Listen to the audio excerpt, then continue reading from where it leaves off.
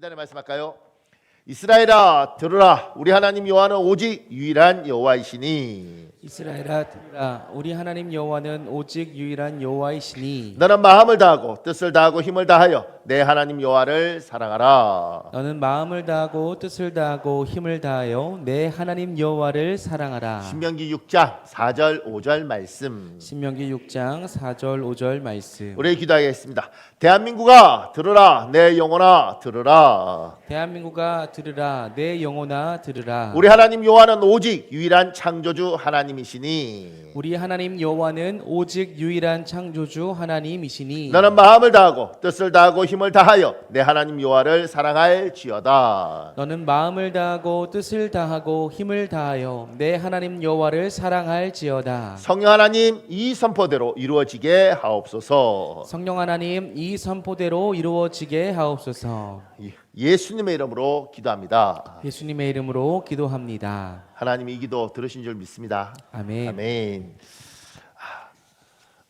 제가 이렇게 말씀을 시작하겠습니다. 마태복음 21장 1절에서 11절은 예수님의 예루살렘 입성, 즉 승리의 입성으로 알려진 사건을 기록하고 있습니다. 이 사건은 예수님의 공생의 마지막 주간의 시작을 알리는 중요한 장면입니다. 예수님과 제자들이 예루살렘에 가까이 와서 감람산 근처 백박에 이르렀을 때 예수님은 두 제자를 마을로 보냅니다. 예수님은 제자들에게 마을에 가면 나귀와 그 새끼가 매여 있을 것이니 풀어서 데려오라고 지시하며 만약 누가 무슨 말을 하면 주께서 쓰시겠다고 말하라고 합니다. 제자들은 예수님의 지시대로 나귀와 그 새끼를 데리고 자기들의 겉옷을 그 위에 펴니 예수님이 그 위에 타십니다. 예루살렘으로 향하는 예수님을 보며 큰 무리가 자기 겉옷을 길에 펴고 나무 가지를 꺾어 길에 깔며 소리 높여 호산나 다윗의 자손이요 주의 이름으로 오시는 이여 찬송하리로다, 가장 높은 곳에서 호산나라고 외칩니다. 이에 온 성이 소동하며 이는 누구냐라고 물었고 무리는 갈릴리 나사렛에서 온 선지자 예수다라고 대답합니다. 오늘은 예수님의 예루살렘 입성을 기념하는 주일입니다. 예수님의 예루살렘 입성을 환영하며 무리가 흔들었던 나뭇가지가 종려나무 가지라서 오늘을 종려주일이라고 부릅니다. 오늘 설교 말씀을 듣는 가운데 하나님의 은혜가 여러분과 저에게 임재하기를 예수님 이름으로 축복합니다. 아멘. 오늘은 종려주일이에요. 오늘 종려주일이라서 이제 대한민국 교회가 한 98%는 요 기록이 마태, 마가, 누가, 요한에 다 있단 말이에요. 그래서 어떤 교회는 요한복음 가지고 오늘 요 본문을, 어떤 교회는 마가복음을, 대한민국의 아마 98% 교회는 요 나귀 이야기를 할 겁니다. 근데 우리도 이제 그 이야기를 할 텐데, 자, 우리 환호하는 군중들 보십시오. 호산나는 히브리어 표현 호시아나를 헬라어로 음력한 단어입니다. 히브리어 호시아는 구원하다는 뜻이고 나는 제발 부디 이렇게 이런 감탄사예요. 입니다. 직역하면 구원하소서 제발, 의역하면 우리를 구원하여 주옵소서 또는 지금 당장 구원하여 주십시오라고 할 수 있습니다. 마태복음 21장의 군중들은 절박합니다. 이들은 예수님에 대한 기대가 있습니다. 지금 예수님 예루살렘 입성할 때 호산나 다윗의 자손이여 이런 이야기 하잖아요. 그러니까 저는 이제 이 장면이 이제 굉장히 좋은데, 그건 뭐냐면 이렇게 예수님을 믿는 사람들에게 기대, 진짜 하나님이 뭔가를 하실 거라는 기대, 심지어 좋게 표현하면 영적인 욕심, 이런 것들이 있는 거죠. 그러니까 한국 교회가 아니라 전 세계 교회가 부흥하고 그다음에 복음이 전파될 때는 사람들 마음속에 욕심이 있습니다. 영적인 욕심, 하나님의 은혜에 대한 욕심, 심지어 굉장히 사람들은 세속적이라고 생각할지 모르지만 잘 살아보겠다는 욕심, 뭐 이런 것들이 있습니다. 그래서 하나님 앞에 열광하는 거죠. 하나님, 내가 당신 붙들면 잘 살 수 있습니까? 하나님, 나도 하나님 은혜를 맛보고 싶은데 당신 붙들면 나에게 은혜를 주십니까? 나에게도 한번 줘보십시오. 이런 욕심들이 있는 겁니다. 근데 이제 부자 나라가 되면 신앙이 자꾸 떨어지는 게 욕심들이 점점 없어지고, 왜냐하면 하나님 앞에서 그렇게 절박하게 매달리지 않고 별로 매달려도 소용없다고 생각하고, 그러면서 신앙적인 그런 욕심들이 자꾸 떨어지는 것 같아요. 그래서 가만 생각해 보면 옛날에 여러분과 제가 우리들 중에 예수 모르던 사람이 예수 믿고 정말 하나님 살아계시구나, 하나님 믿으면 뭔가 하실 것 같구나, 그리고 막 매달려서 기도하고 철회하고 은혜 달라 그러고 하나님 내 기도 들어 달라 그러고 심지어 방언 달라 그러고 막 이렇게 했던 그때가 뜨겁고 또 그때 그런 은혜를 체험하기도 하고 그런 것들이 교회의 부흥도 있고 우리의 모습에도 귀한 것 같아요. 근데 이제 너무 성숙해지니까 주시려면 주시고 마시려면 마시고 뭐 이렇게 가는 거죠. 절박함이 없고 그러다 보니까 기도도 간절함이 없습니다. 전에는 보따리 사서 교회 와서 일주일씩 철회하고 뭐 이런 것도 있고, 아니면 뭐 일이 바쁘니까 그렇게 못하더라도 40일 새벽기도 작정하고 오기도 하고 이러는데, 요새는 성도들이 너무 마음이 더러워서 그냥 그 이상 그런 것도 안 해요. 그러면서 이제 하나님에 대한 뭔가 막 이런 기대들이 자꾸 떨어지는 거죠. 제가 여기 이 본문을 보면서 이 사람들이 나중에 변하긴 하지만 제가 이 본문을 보면서 좋았던 것들은, 야, 이런 열심들, 주님 한번 주님이 하시면 인생이 달라지지 않습니까? 하나님 호시아나, 하나님 나에게 좀 해주십시오. 내가 기대합니다. 제발 도와주십시오. 구원하세요. 제발 부디 뭐 이런 것들이 필요한 거죠. 여러분에게 이런 영적인 욕심들, 이런 욕구들이 살아나기를 예수님 이름으로 축복합니다. 그립지 않아요? 막 빨리 교회 가서 기도해야 될 텐데 뭐, 야, 우리 교회는 뭐 기도원 안 가나 뭐 이랬던 적이 있죠. 지금은 우리 기도원 같이 가서 기도할래요? 잘 다녀오세요. 왜 이렇게 가는 거지? 많이 변했습니다. 그러니까 우리가 변한 거예요. 근데 지금도 누군가는 이 열심이 있습니다. 야, 하나님 붙들면 뭐가 있는가 보다 이렇게. 그리고 우리들 중에 많은 사람은 그 경험을 했던 사람이 있습니다. 근데 지금 이제 몸도 피곤하고 뭐 그렇게 해도 뭐, 그런데 그러지 않았으면 좋겠습니다. 뭔가 하나님에 대한 간절한 기대, 그리고 우리들 중에 혹여 은혜를 많이 받아서 그래도 목사님 저는 이제 그렇게 기도하다가 살만합니다. 그러면 하나님 반드시 그렇게 이야기하십니다. 네가 이제 살만하면 네 눈에 내가 보여주는 저 집사, 네 눈에 보여주는 저 권사, 하나님 저기를 살려주십시오. 저 사람 몰라도 하나님 저기를 도와주십시오. 이렇게 기도해라. 근데 우리 교회는 그런 분들이 좀 있습니다. 그래서 누가 목사님 저는 아무도 저를 기도해 주지 않고, 청년 애들 중에도 그런 애들 있어요. 그러면 제가 그렇게 이야기해요. 얘야, 네가 몰라서 그렇지. 내가 집사님들이나 권사님하고 대하면 너 위해서 기도해 주는 권사님 있다. 네가 몰라서 그렇지. 너 위해서 기도하는 집사님 있다. 너는 모르지. 목사님하고는 이야기하다 보면 자꾸 걔가 마음에 걸린다. 그래서 기도하게 된다. 이런 분이 있다. 네가 몰라서 그렇지. 너 응원해 주는 사람들이 있다. 그러니까 여러분이 좀 하나님이 복 주셔서 목사님들은 저는 살만합니다. 이제 좀 쉴래요. 그러지 마시고, 하나님이 기도하면서 잘 왔으면 이제는 나를 위해서 기도할 게 그렇게 많지 않다면, 하나님 자꾸 저 집사가 눈에 밟히는데, 하나님 교회의 저 청년이 눈에 밟히는데, 내 젊었을 때 저랬는데 하나님 쟤 좀 도와주시면 안 되나요? 우리 교회가 이런 마음들이 풍성하기를 예수님 이름으로 축복합니다. 자, 보세요. 분노하는 군중들. 마태복음 21장에 열렬히 예수님을 환호하던 군중들은 마태복음 27장에서 예수님을 십자가에 못 박아 달라고 외치며 분노하는 군중으로 변해 있습니다. 우리 마태복음 27장 22절에서 23절 여러분 읽어볼래요? 시작. 빌라도가 이르되 그러면 그리스도라 하는 예수를 내가 어떻게 하랴? 그들이 다 이르되 십자가에 못 박혀 하겠나이다. 빌라도가 이르되 어찌미냐? 무슨 악한 일을 하였느냐? 그들이 더욱 소리질러 이르되 십자가에 못 박혀야겠나이다 하는지라. 마태복음 27장의 군중들은 같은 군중들이에요. 21장의 사람들하고 같은 사람들이에요. 예루살렘 사람들이에요. 또 그 순례 왔던 사람들입니다. 마태복음 27장의 군중들은 왜 분노합니까? 일주일 만에 예수님이 무슨 나쁜 일을 했습니까? 그런데 이들은 예수님을 십자가에 못 박아 달라고 합니다. 이제 이들은 예수님에 대한 기대가 전혀 없습니다. 그러니까 일주일 만에 사람들이 변했습니다. 마태복음 21장에서 쭉 넘겨서 27장 가보면 이 21장부터 27장 사이에 예수님이 누굴 죽이거나 누구하고 엄청 못된 짓을 하거나 그러지도 않았습니다. 그런데 그렇게 호산나 이랬던 사람들이 일주일 만에, 그리고 일주일도 아니죠. 지금 못 박아라, 이건 금요일이니까 5일 만에, 5일 만에 이 난리를 치는 겁니다. 우리 사람들은 뭐 이러나? 이게 왜 이렇게 변한 거지? 성경을 찾아보다 보면 논리적으로 이렇게까지, 아유 저분 좀 이상해, 내가 굉장히 좋아했는데 아닌가 봐, 이거 하고 십자가에 못 박아주세요. 아니 그렇게 주님이 그런 근거를 줬나? 그렇게까지 할 일인가? 이런 질문을 하게 되죠. 고맙습니다. 제가 이제 알게 되는 겁니다. 아, 이 질문은 나만 했구나.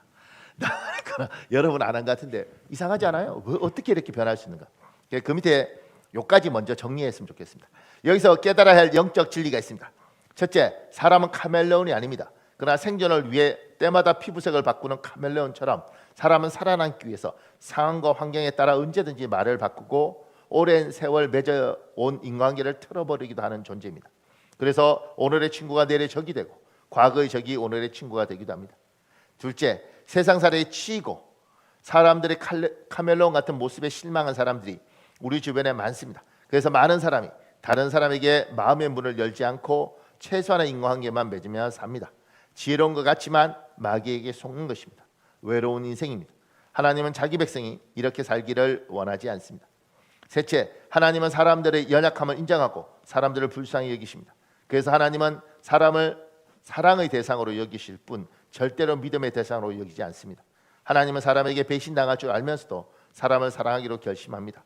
하나님은 우리가 사람들의 연약함을 인정하고 사람들을 불쌍히 여기길 원하십니다. 사람에게 배신당할 줄 알면서도 사람을 사랑하길 원하십니다. 보세요. 이 일주일 만에 이렇게 바뀌었잖아요. 예수님 입장에서 얼마나 배신감이 들겠습니까? 뭐 이런 것들이 다 있나.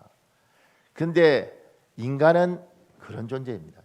주님은 사람이 그런 존재라는 걸 인정하시고 아셨습니다. 니들은 그래. 니들은 은혜를 물에 새기고 원수는 돌에 새긴 존재야. 소경 10명의 병을 고쳐주면 그 중에 한 명만 감사를 알고 9명은 감사를 모르는 존재야. 인간은 그래. 그렇게 인간은 그래. 그렇게 해서 사람에게 시달리고 치면 사람들은 생존 본능이 있어서 방어적으로 움직이죠. 그래서 마음을 닫습니다. 아주 가벼워, 하하 잘 지내세요 이렇게 하고 거리를 둡니다. 그리고 나를 지켜요. 그런데 이렇게 사는 거, 상처 안 받기 위해서 몸부림치는 것들을 주님은 원치 않아요. 이렇게 살면서 외롭고 서럽고 그 다음에 병들게 늙어가는 것, 이건 사단의 방법입니다. 사단의 방법. 근데 하나님이 이렇게 말하는 거죠. 얘야, 사람은 그래. 10명 중에 9명은 은혜를 몰라. 그럼에도 불구하고 얘야, 네가 사람을 사랑했으면 좋겠다. 그럼에도 불구하고 얘야, 소통했으면 좋겠다. 하나님은 우리에게 이렇게 이야기하시는 겁니다. 주님이 그렇게 사셨던 것처럼 그렇게 살라고 이야기하십니다. 그러면 10명 중에 9명이 마음을 아프게 하지만 한 명이 내 옆에 있습니다. 김영석 교수 책을 보면 그런 내용이 나옵니다. 이제 그 나이가 많으시니까 지금 100세 넘으셨잖아요. 그러니까 이제 자기 친구들 중에 이제 그 이번에 뭐 80, 90 되셨을 때 다들 돌아가시니까 친구 하나가 구두를 샀다는 거예요. 근데 구두를 샀는데 주위의 친구들은 다 죽고 없고, 그러니까 한 2시간인지 1시간 반인지 이 김영석 교수를 찾아왔대요. 나 구두 샀다. 철학과 교수하고 이런 사람들이 80, 90 되셔서 구두를 샀는데 구두 샀다고 자랑할 데가 없는 겁니다. 하나님이 상처 안 받기 위해서 이렇게 살도록, 왜냐하면 인간이 지긋지긋하잖아요. 인간들 진짜 지긋지긋해. 하여튼간 정주만 안 돼요. 내 뒤통수 한두 번 맞아본 거 아니야. 그리고 이렇게 하면 지혜로운 것 같지만 그렇게 외롭게 늙어가면서 혼자 구두 사고 자랑할 데가 없어서 이거 구두 샀는데 자랑하지 못해서 병 들어가는 겁니다. 좋은 거 있는데 이야기할 데가 없어서 병 들어가는 겁니다. 주님은 그러시는 거죠. 얘야, 사람은 그래. 그런데 그런 그들을 나는 사랑으로 작정했다. 왜냐면 그것밖에 안 되잖아요. 근데 그 중에 10명 중에 9명은 너를 가슴 아프게 해도 한 명이 있단다 얘야. 그리고 그렇게 한 명 한 명 한 명 하고 은혜를 아는 사람들끼리 그들이 주는 위로가 있어. 그들이 주는 고마움이 있어. 나는 네가 인간이 그것밖에 안 되는 줄 알고 그럼에도 불구하고 사랑하고 살았으면 좋겠어. 세상 사람들이 이렇게 안 살아도 우리 보고는 그래요. 그래야 된다 얘야. 그렇게 나는 네가 그렇게 살았으면 좋겠어. 사랑하는 여러분, 우리는 그렇게 사시기를 예수님 이름으로 축복합니다. 제가 보면 우리 교인들 중에 이제 그 서름 있는 사람들 있죠. 왜냐하면 새로운 성도 와서 막 뭐 밥도 사주고 막 기도해주고 이랬는데 열받았다고 뭐 한 6개월 그렇게 정성을 다했는데 교회 안 와버리고 막 그럼 막 상처 받아요. 왜냐하면 뭐 이런 사람이 다 있나. 그리고 뭐 헤어질 때도 뭐 인사 밥 사면서 미안해요 제가 사정이 있어요 이러면 괜찮은데 저 휴대폰 카톡 안 받고 휴대폰 꺼버리고 뭐 이렇게 갖고 뭐 그러면 뭐 내가 지금 뭐 하지? 그러면 이제 다른 사람한테 정주기 싫죠. 그러니까 사람들은 그렇게 상처를 받으면서 자꾸 자기를 지키는 쪽으로 가요. 근데 주님은 인간은 그래. 너는 그 인간이 그것밖에 안 되는 거 알고 그럼에도 불구하고 사랑했으면 좋겠다. 그럼에도 불구하고 얘야 베풀어서 좋겠다. 아멘. 그래서 제가 이제 목사님들하고 이런 이야기해요. 지금 이런 거 가지고 이야기하다가 이제 우리가 내린 결론이 이런 거예요. 근데 우리 사람이잖아. 그러니까 무리하지는 말자.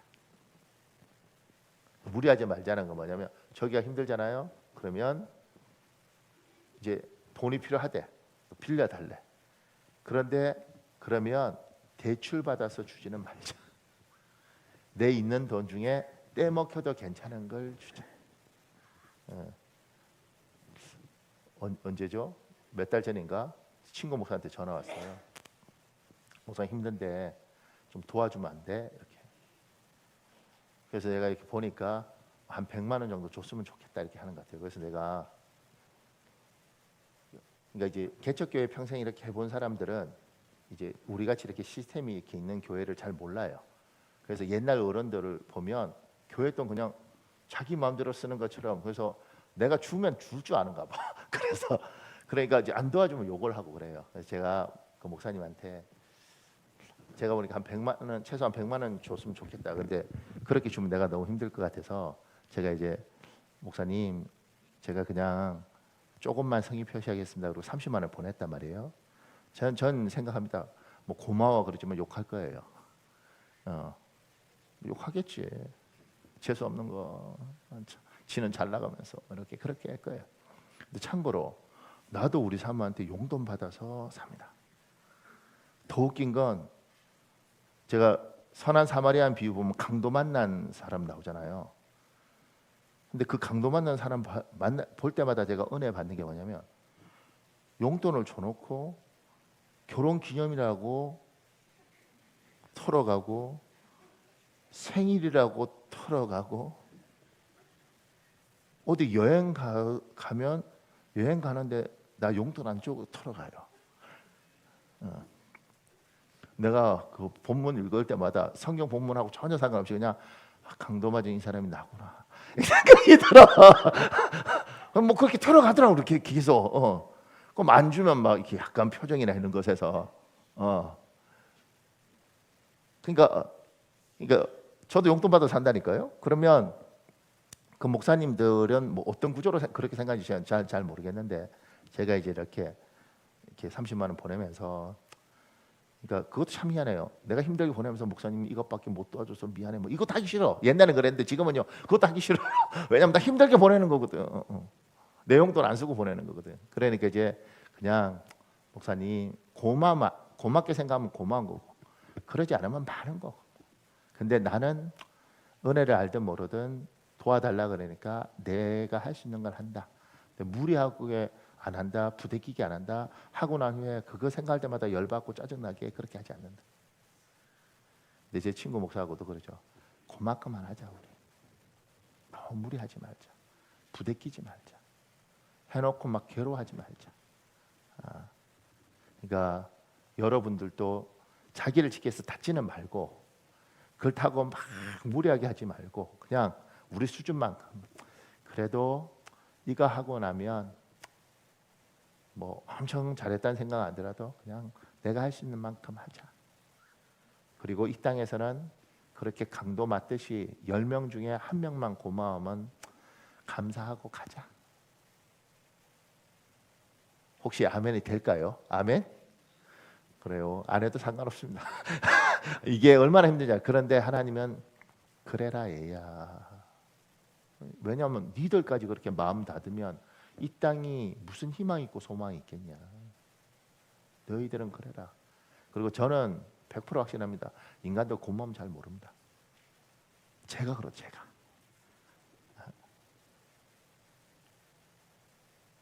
제가 그러더라고요.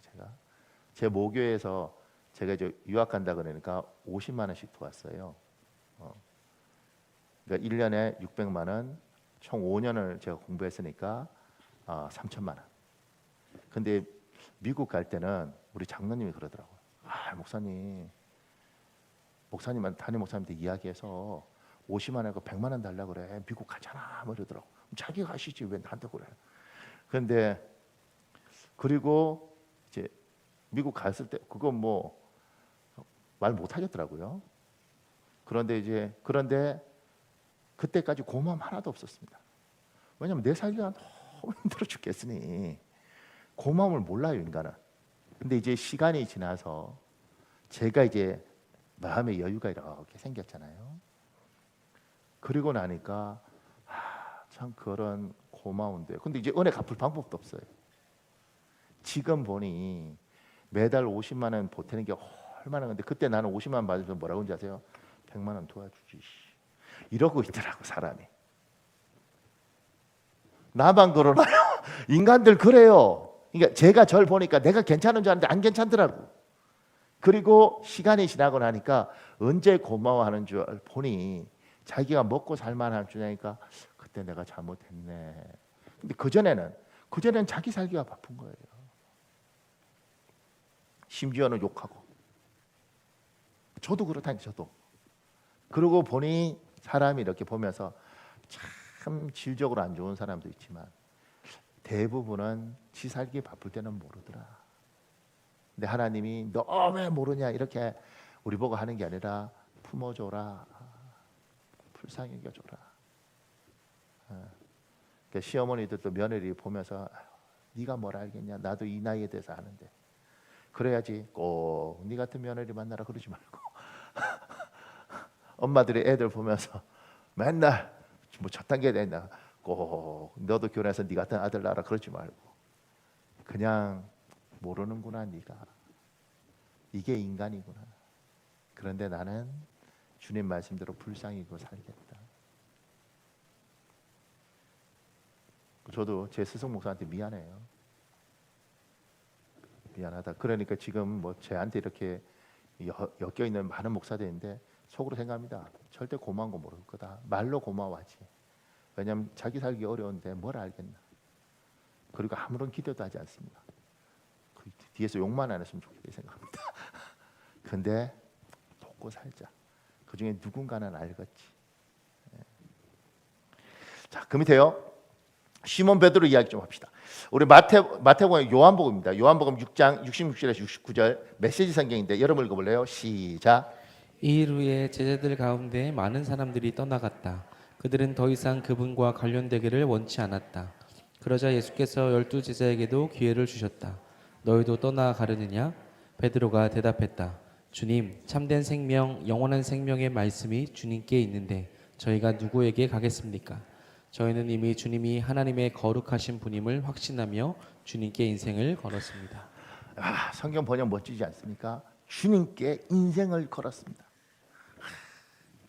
내가 이 성경 제가 아까 조금 전에 세봤어요. 내가 보통 이렇게 주일 설교 좀 할 때 성경을 몇 개를 보나 이렇게 보니까 번역본을 나는 한 13개, 14개 보는데 내가 15개 이상 보더라고요.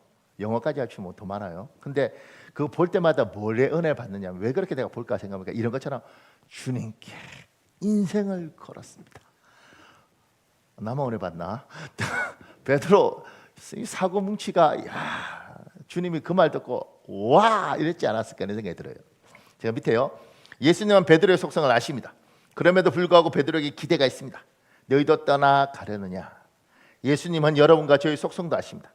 그럼에도 불구하고 예수님과 여러분과 저에게 기대가 있습니다. 너희도 떠나 가려느냐. 주님이 지금 주님을 따르던 사람이 지금 환영하던 사람이 배반하잖아요. 그뿐만 아니라 지금 이 요한복음에는 주님을 따르던 많은 사람들이 또 떠나요. 근데 그 떠날 때 주님이 베드로에게 이야기하거든요. 너희도 가려느냐. 이렇게. 주님 알아요. 베드로가 얼마나 연약한지. 그리고 상황 뒤틀리면 주님한테 배신할 걸 알아요. 그럼에도 불구하고 주님 말씀하시죠. 너희도 가려느냐. 근데 이때 베드로가 주님께 인생 걸었습니다. 라는 거예요. 딸 있는 사람들은, 저는 아들 키워서 모르겠는데 딸 있는 사람들은 애들이 이렇게 말하죠. 3살, 4살 뭐 이렇게 좀 크면 우리 딸은 어디 시집 갈까? 나 시집 안 가. 아빠하고 평생 살 거야. 나는 시집 절대 안 가. 아빠하고 결혼할 거야. 뭐 애들이 이렇게 하잖아요. 그게 말도 안 되는 걸 우리는 압니다. 그렇게 말한 여자들 중에 여기 시집 와서 이렇게 남편하고 사는 사람들 대부분이 아니겠어요, 그죠? 그런데 그게 아니지만 그 중심을 귀하게 보는 거죠. 저게 나를 정말 좋아하는구나. 근데 6살이나 7살짜리가 시집 가야지. 그러면 아빠한테 시집 올래? 그럼 애가 아버지 근친입니다. 내가 왜 아버지하고 결혼을 합니까? 7살짜리가 저는 유치원에 있는 누구 잘 자라면 그놈하고 결혼할 겁니다. 이렇게 하면 그거 재수 없는 거지 않겠습니까? 지가 무슨 말 뱉는지 몰라도 그 중심에서 주님, 내가 주님께 인생을 걸었습니다. 주님이 우리한테 기대하는 거.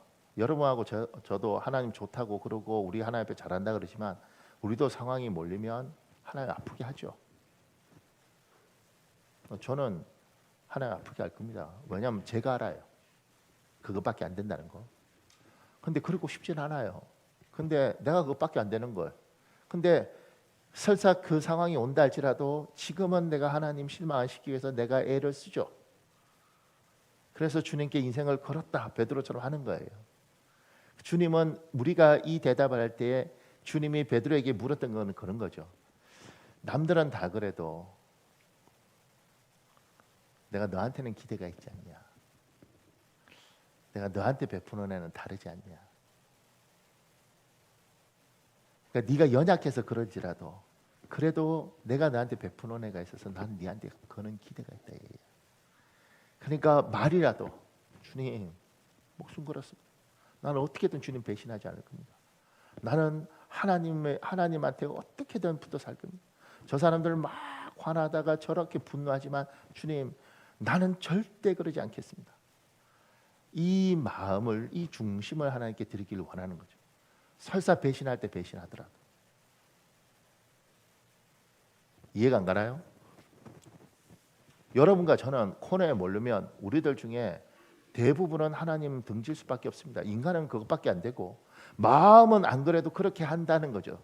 그러니까 일찍부터 그걸 알고 나는 연약하니까 내 같은 게 뭐 하나님을 사랑해봤자 코너에 몰리고는 버리겠지. 나 같은 게 뭐라고 이러지 말고 이게 나라도 지금 이 순간만큼은 주님께 내가 인생을 걸었고 내가 당신을 사랑합니다. 주님도 그렇지. 너는 어떻게든 나 안 버릴 거지. 너는 어떻게든 나 배신 안 할 거지. 내가 너한테 어떻게 했는데. 그렇죠 주님. 주님이 저한테 어떻게 하셨는데요. 저는 절대 주님 배신할 수 없습니다. 내 연약함 때문에 내가 무너질 수 있다는 걸 분명히 인정하지만 그럼에도 불구하고 하나님 난 최선을 다해서 당신 곁에 있겠습니다. 주님이 베드로에게 너도 가라느냐 그랬을 때 누구는 화나고 누구는 분노하지만 주님은 베드로에게 그는 기대가 있습니다. 저는 오늘 이 자리에 있는 사람들에게도 주님이 이렇게 물으실 수 있어요. 얘야 쟤들은 저렇게 환호하다가 저렇게 언제든지 뒤집어지는데 너도 그럴래? 너도 저 사람들처럼 일주일 만에 저렇게 뒤집어질래? 그럴 때 우리가 우리의 연약함을 알잖아요. 그럼에도 불구하고 주님 내 연약함을 인정하고 내가 그럴 수 있다는 것도 인정하고 그럼에도 불구하고 하나님 나는 내가 할 수 있는 최선을 다해서 당신에게 인생을 걸었습니다. 난 배신 안 할 겁니다. 난 당신밖에 없습니다. 무너질 때 무너지더라도 지금 내 중심을 하나님 기억하여 주옵소서. 주님이 오늘 혹여 설교하고 기도하는 시간에 그렇게 너도 떠나려느냐, 이렇게 너도 나 배신하려느냐, 그러면 여러분은 연약하다 할지라도 주님이 내한테 어떻게 하셨는데 저 절대 주님 배신 못합니다. 그 고백 주님께 드리는 여러분 되시기를 예수님 이름으로 축복합니다. 자, 보세요. 그 밑에 이제 낙이 타는 부분에 대한 이야기를 좀 할래요. 예수님은 왜 낙이 새끼를 타시고 예루살렘 성을 입성합니까? 스가랴 9장 9절에 예언된 말씀을 예수님이 행동으로 이루십니다. 제자들은 나귀와 나귀 새끼 총 2마리를 데리고 예수님께 옵니다. 예수님은 그중 어미 나귀가 아니라 새끼 나귀를 탑니다. 2절에 나귀는 여성형 명사, 나귀 새끼는 남성형 명사를 사용합니다. 이제 그 독일어나 뭐 이런 거 보면 남성형, 여성형이 있습니다. 그러니까 그래서 이 나귀는 어미구나, 이걸 알 수 있는 거죠. 마태복음 21장 4절에 선지자를 통하여 하신 말씀은 스가랴 9장 9절을 의미합니다. 스가랴 9장 9절에서 메시아는 나귀 새끼를 타고 옵니다. 우리 스가랴 9장 9절 여러분 읽어볼래요? 시작. 시온에 따라 크게 기뻐할지어다. 예루살렘에 따라 즐거이 부를지어다. 보라, 내 왕이 내게 임하시나니 그는 공의로우시며 구원을 베푸시며 겸손하여서 나귀를 타시나니 나귀의 작은 것 곧 나귀 새끼니라. 이스라엘 사람들이 오랜 시간 메시아 하나님이 보내실 이스라엘 왕을 기다립니다. 스가랴 선지자는 이스라엘 민족이 기다리는 그 메시아는 예루살렘에 입성할 때 나귀 새끼를 타고 들어온다고 예언합니다. 예수님은 나귀 새끼를 타고 예루살렘에 들어오시는 것을 통해 자신이 이스라엘 왕 메시아라는 것을 상징적으로 보여주십니다. 예수님은 말이 없어서 새끼 나귀를 타고 오신 것이 아닙니다. 말을 탈 줄 몰라서 새끼 나귀를 타고 오신 것도 아닙니다. 예수님은 성경 말씀을 이루기 위해 사셨습니다. 성경 말씀이 원하는 대로 사셨습니다. 그러니까 주님이 왜 나귀 새끼를 타고 오느냐? 말 탈 줄 몰라서? 아니요. 말 탈 줄 알죠. 말이 없어서? 아니요. 나귀를 빌리시면 말도 빌리면 되죠. 그런데 주님은 세상 사람들하고 주님하고 다른 건 세상 사람들은 자기 살고 싶은 대로 살고 우리는 하나님이 성경에 원하시는 대로 말씀하신 대로 사는 겁니다. 그래서 예루살렘에 입성할 때 스가랴 선지자의 예언처럼 나귀 새끼를 타고 메시아는 들어가야 되니까 말을 타고 싶어도 나귀 새끼를 타는 것이고, 그래서 자기의 원함 대로 아니라 성경 말씀이 원하는 대로 사는 거예요. 주님이 여러분과 저한테 요구하시는 게 많죠. 근데 그 중에서 나는 네가 말씀 안에서 살았으면 좋겠다. 네 생각대로 살지 않고 말씀 안에서 살았으면 좋겠다. 그러니까 말씀 안에서 산다는 게 이제 이렇게 주일날 말씀을 듣고 말씀이 여러분을 괴롭힐 수 있습니다. 때로는 겸손하라 이러면 겸손하기 싫잖아요. 그런데 그 말씀 안에서 사는 겁니다. 힘이 들어도. 그 밑에요. 하나님의 속성, 성품입니다. 겸손입니다. 지금 스가랴 9장 9절에 보면 겸손하여 나귀를 타셨다고 이야기를 해요. 우리가 섬기는 하나님 아버지는 겸손합니다. 자식은 아버지를 닮습니다. 제대로 된 부모는 자식을 차별하지 않습니다. 편애나 차별하는 부모는 잘못된 부모입니다. 그런데 부모는 부모의 장점을 닮은 자식이 더 예쁩니다. 부모의 단점을 닮은 자식을 보면 속이 상합니다. 이런 모습은 자식을 편애하거나 차별하는 것이 아니라 인간의 자연스러운 모습입니다. 지금 이 말을 왜 썼느냐면 주님은 겸손하셔서 나귀를 타셨지 않습니까? 하나님의 성품이 겸손해요. 하나님은 우리 모두를 사랑하지만 하나님이 겸손하시기 때문에 겸손한 자식을 하나님이 더 가까이 하시는 거예요. 차별하거나 편애하는 게 아니고, 겸손의 반대는 교만인데 교만한 자식은 멀리하는 겁니다. 목사님, 그러면 멀리하는 건 미워하는 것이고 가까이하는 건 사랑하는, 아니요. 다 사랑하는 거예요. 하나님은 다 사랑하는데 하나님이 겸손하시니까 겸손하면 이 사람이 겸손하면 하나님께 가까이 오는 것이고 이 사람이 교만하면 자기가 멀어지는 겁니다. 주님이 가까이 하고 싶어도 가까이 할 수 없고 하나님이 멀리 하고 싶어도 멀리 할 수 없는 거죠. 여러분, 우리는 자식을 낳으면 속성을 우리 따라가잖아요. 그러니까 우리 속성, 우리가 자식을 낳고 보니 내 장점을 닮은 자식을 보면 기특하고 예쁘고, 야, 참 내 좋은 저걸 닮아서, 야, 이거 잘하면 얘 참 잘 될 것 같은데 기특해요. 근데 내 단점을 닮으면 얘를 싫어하지 않는 게 아니라 얘가 가진 그 단점을 보면서 나도 저랬는데, 내가 저것 때문에 얼마나 괴로워했는데 왜 저것도 저 모양인가, 이렇게 되죠. 하나님은 우리를 사랑하지만 우리에게 겸손함이 있으면, 하나님 성품이 그러니까 하나님이 우리를 편애한다고 편애할 수 있는 사람도 있겠지만 끌어당기십니다. 친밀해지는 거예요.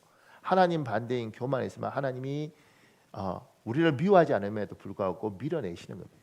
우리의 선택이 하나님 선택이 아니고, 겸손하면 저분이 가까이 하시고 교만하면 저분이 밀어냅니다.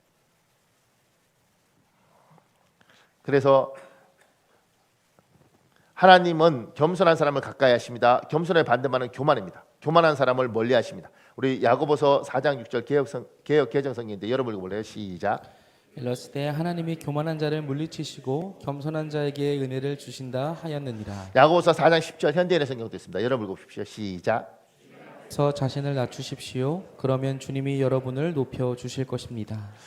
누가 교만하고 누가 겸손한지 우리는 겉으로 모르잖아요. 여러분도 스스로가 겸손하다고 생각할 수도 있고 교만하다고 생각할 수도 있는데, 그 기준은 밑에 제가 이렇게 정했습니다. 어떤 사람이 겸손한지 아닌지를 쉽게 구별하는 방법이 있습니다. 겸손한 사람은 경청합니다. 사람의 말을 경청하는 사람은 하나님 말씀도 경청합니다. 그래서 말씀대로 삽니다. 인생이 변합니다. 그러나 교만한 사람은 경청하지 않습니다. 사람의 말을 경청하지 않는 사람은 하나님 말씀도 경청하지 않습니다. 그래서 교만한 사람은 말씀대로 살지 않습니다. 인생이 변하지 않습니다. 겸손은 하나님의 백성의 특징입니다. 교만은 마귀의 특징입니다. 우리 잠언 13장 10절 현대어 성경이 있습니다. 그것만 읽어볼래요? 시작.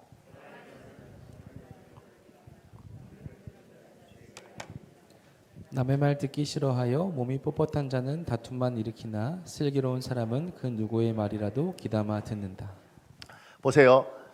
하나님은, 저는 처음 예수를 믿었을 때 예수 믿고 뭐 이를테면 은혜 체험하고 뭐 방언 같은 거 받고 이러면 신기하잖아요. 그러니까 인생이 확 바뀔 줄 알았어요. 이렇게. 근데 그렇게 은혜 체험하는 건 그냥 은혜를 체험하는 겁니다. 하나님이 사람 인생을 어떻게 바꿔가느냐 보니, 그렇게 은혜를 체험하게 하시고 하나님이 말씀을 통해서, 설교나 아니면 성경 말씀을 통해서 그 사람에게 하나님의 뜻을 이야기하더라고요.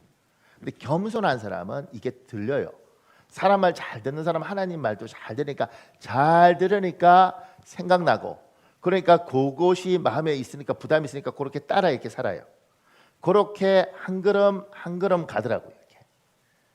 제 같은 경우는 이제 한 35년 믿었으니까, 여기는 모태신앙들도 많잖아요. 근데 35년 믿으니까 처음 예수를 믿고, 저는 그렇게 방언하고 은혜 받고 뭐 철회하고 이러면 인생이 확 뒤집어 변해질 줄 알았는데 그러지 않고, 그건 그거고, 하나님이 제 삶을 어떻게 바꿔가느냐면, 그렇게 예수를 믿고 말씀을 듣고 말씀이 들리고, 교만하면 안 듣습니다. 저건 목사님 생각이 뭐 이래요.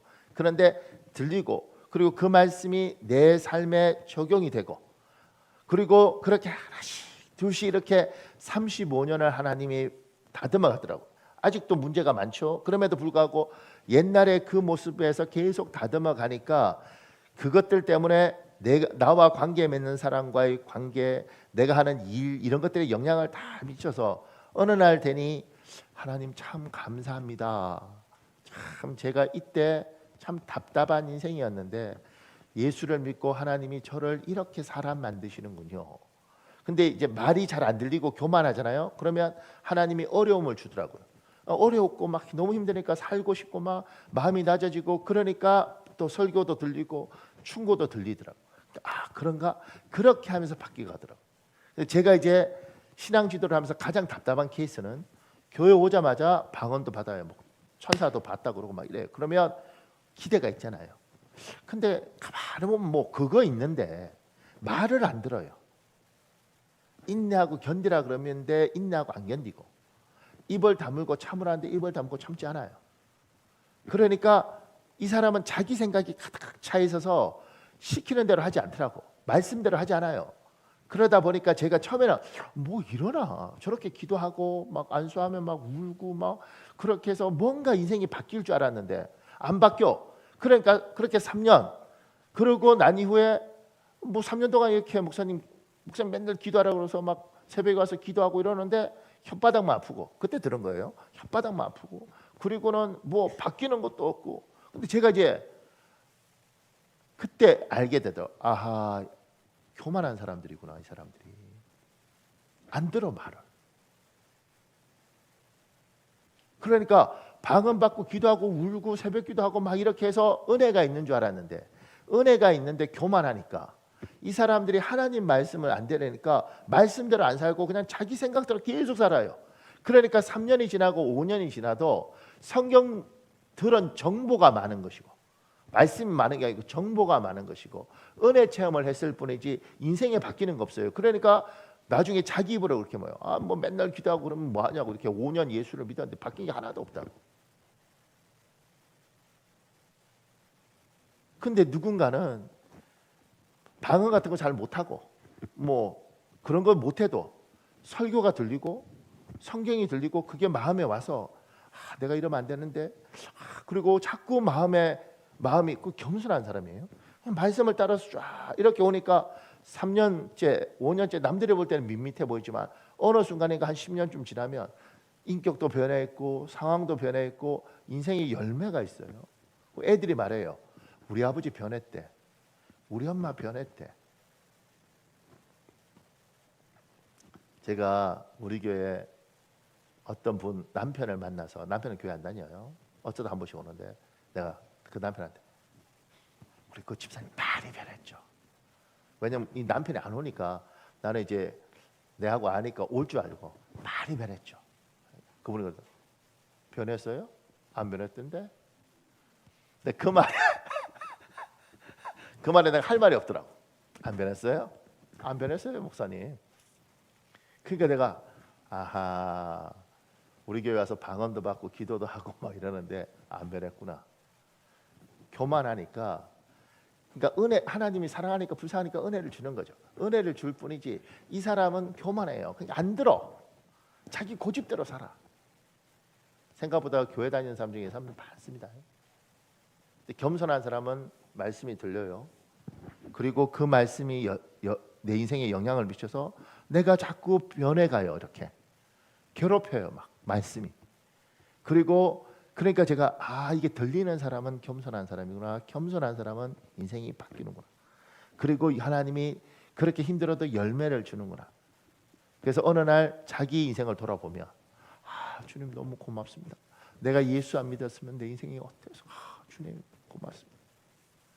제가 오늘 저는 이제 설교 준비 이렇게 할 때 그냥 설교하고 제 인생하고 이렇게 다르지 않더라고요. 어떤 분들은 자기 인생은 있고 그냥 성경 본문을 가지고 그냥 이렇게 강의하듯이 이렇게 하시는 분이 있는데 저는 그러지 않고 말씀이 제 인생이에요. 그래서 이제 이 말씀 준비하면서 나는 예수를 안 믿었으면 뭐가 됐을까 이런 생각을 해요.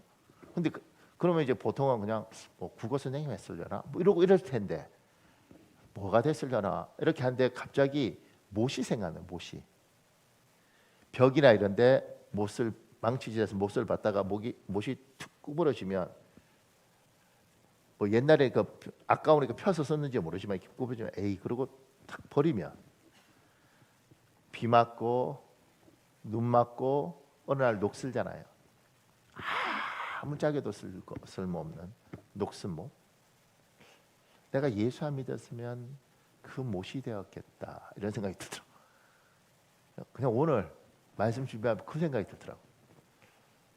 왜냐하면 타고난 기질이 있고 저도 고집이 센데 고집이 있고 아집이 또 강하고 그런 나는 그렇게 됐겠다.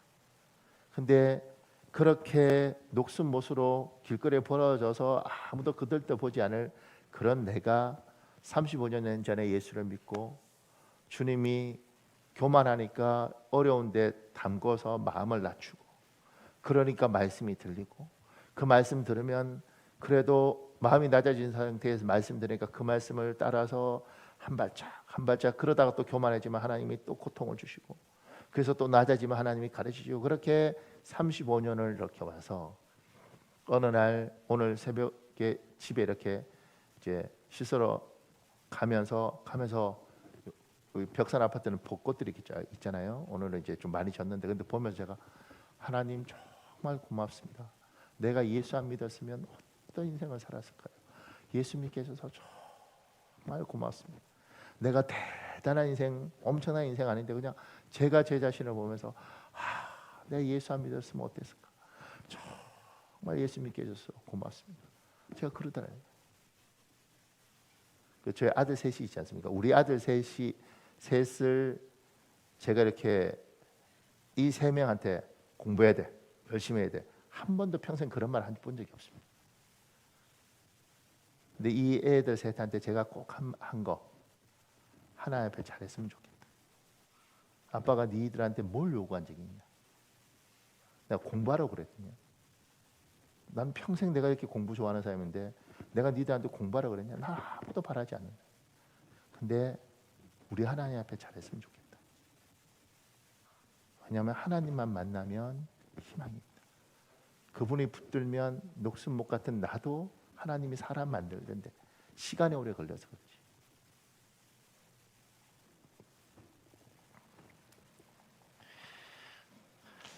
사랑하는 여러분, 하나님의 말씀이 여러분에게 들리는 은혜가 있기를 예수님으로 축복합니다. 교만하면 안 들립니다. 겸손하면 들립니다. 자, 그 밑에요. 나귀 새끼에 대하여 생각해 볼 것이 있습니다. 요 나귀 새끼를 이제 신학적으로 좀 특별하게 부르는 게 있는데 메시아의 나귀라고 불려요. 이걸 더 메시아닉 당키라고 그러는데 탈무드 사내드인 98a에서는 페르시아 왕 사푸르 1세가 랍비에게 메시아가 나귀 타고 온다 하니 내 준말을 보내주겠다고 비웃습니다. 이게 뭐냐면 너희 메시아는 나귀 타고 오냐? 뭐 그렇게 없어 보이냐? 내가 말 한마디 빌려줄까? 이런 거예요.